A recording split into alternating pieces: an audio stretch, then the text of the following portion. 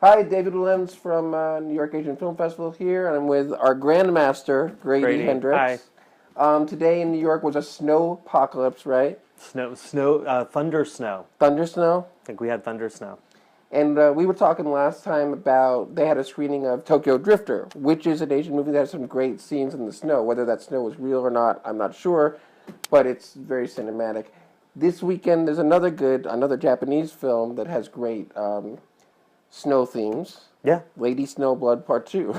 it's right there in the title. And that is part of what, it's a whole That's series. the Meiko Kaji series at Japan Society, which I think is showing 5 films, and 4 films. It is an anti-Valentine's theme, right? Yeah, I think they're doing Meiko Kaji killing people as sort of a counter-programming to Valentine's Day. Well, sure, because they're showing one of the Sasori the Scorpion movies, and you can't get more anti-Valentine's than that. Yeah, they're showing Beast Stable, which we just figured out is the third one, which is, right. I think, the last really good one. Yeah, if you don't know already, Sasori the Scorpion series is the most hyperkinetic, insane, surreal woman in prison adapted from a manga series ever. Yeah, I mean, they're women in prison films in the way that Transformers movies are car racing films. Like, they take the women in prison genre and really send it in heretofore untoward and unknown directions. They're great. Yeah, they're insane, and like most of the stuff that Meiko Kaji did at the time was all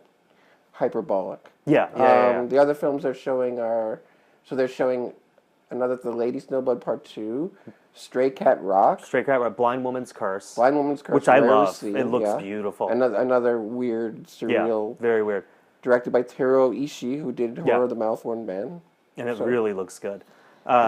And also, just so people know, Meiko Kaji sings the theme for Lady Snowblood, which became a big hit. Yeah. So there you go. Actors today, they just act. A bunch of lazy bastards. And there's some other Asian-themed anti-Valentine stuff going on, right? Right. At the Alamo Drafthouse, they're showing Takashi Miike's Audition. So if you just started dating someone, this is a great second date movie. And at the Metrograph, they're doing In the Realm of the Senses, the Oshima film, about the woman and her lover. About Sara Abe, the real woman remember her name, who was a mistress of, what does it take place? It's around the turn of the century? Around the turn of the century, yeah. And it's based on a true story of this woman who was this mistress, and all they did was have sex, and then she strangled him to death. Well, that's what happens in the movie anyway, and I think happened in real life.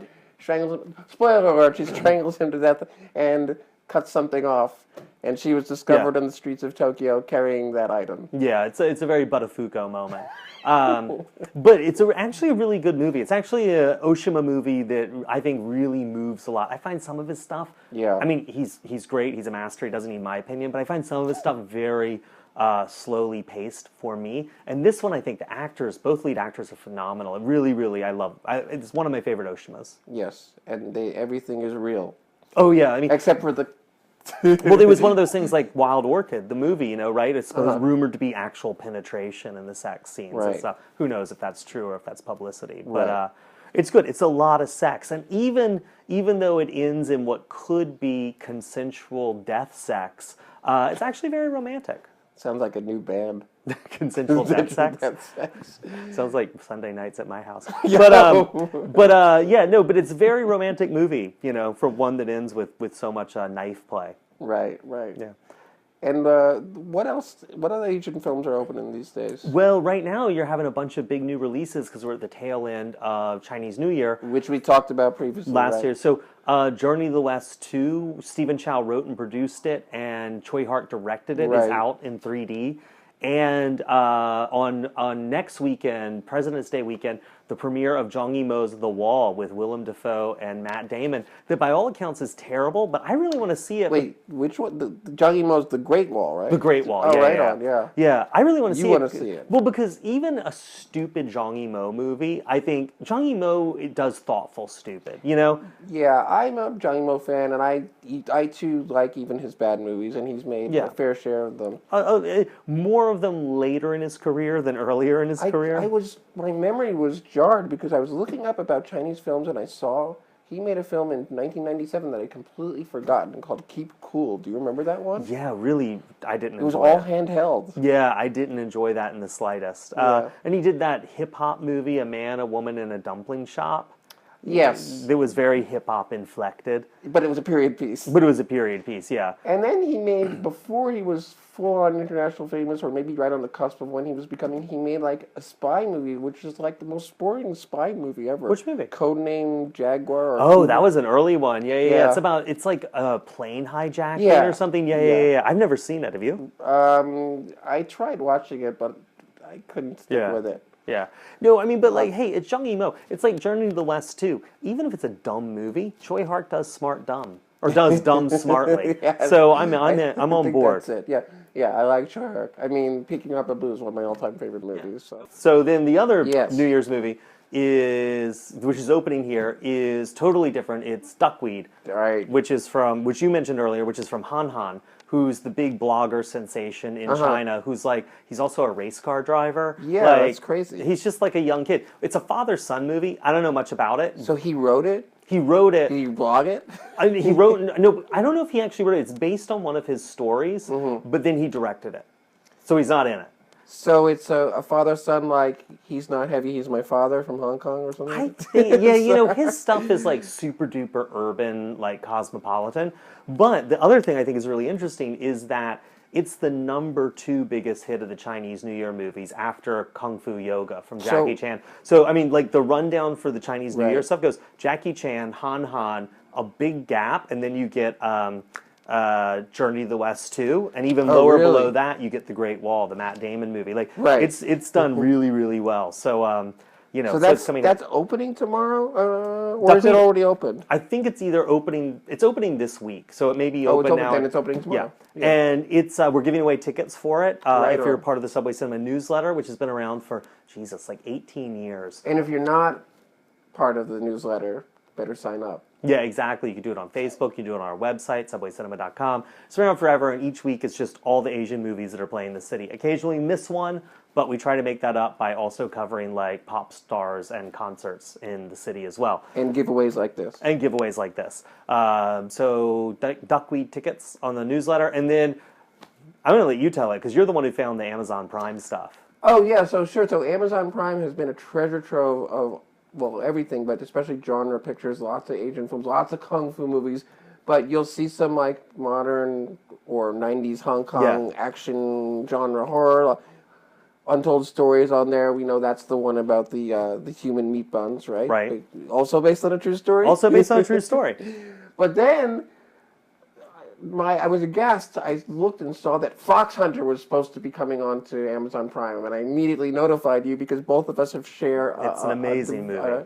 A devout love for that picture, which was, I don't know what, 93, 94? 95. So it's Gordon Chan, but the main star is Jade Leung. Jade Leung, and Jade Leung was in Black Cat, which was the Hong Kong remake of La Femme Nikita. La Femme Nikita, right? And there was they made two of them, and everybody remade La Femme Nikita, but that almost surpassed the original. The Hong Kong ones, the Black Cat movies are especially bonkers. The second one's Black Cat 2, the assassination of President Yeltsin, right? Where they actually have a Boris Yeltsin look-alike who she almost assassinates, or someone almost assassinates.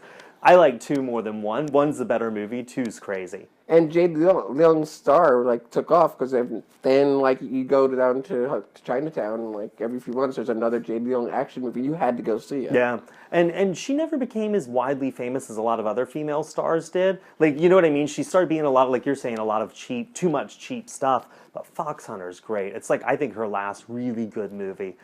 It's a phenomenal movie by any measure, and it's never been on DVD. It was on Laserdisc. That's as far as it got. Right. So it came on, and they said it was on. This is a high-octane chase cops movie. She's a female cop with a gun. It's 48 hours. And she has Gordon Chan handcuffed to her most of the time. Yeah, it's 48 hours where Nick Nolte's played by a woman, basically. No, it's phenomenal. But unfortunately, the link is not working. I know, which is such a bummer. So very frustrating. But the good news is that other Hong Kong films are there, and they are working. There was that. So our friend and former programmer Marc Walkow wrote an article in Film Comment, right, talking specifically about female black-fronted action films that are available on Amazon Prime. He mentioned another Hong Kong film, Mission of Justice.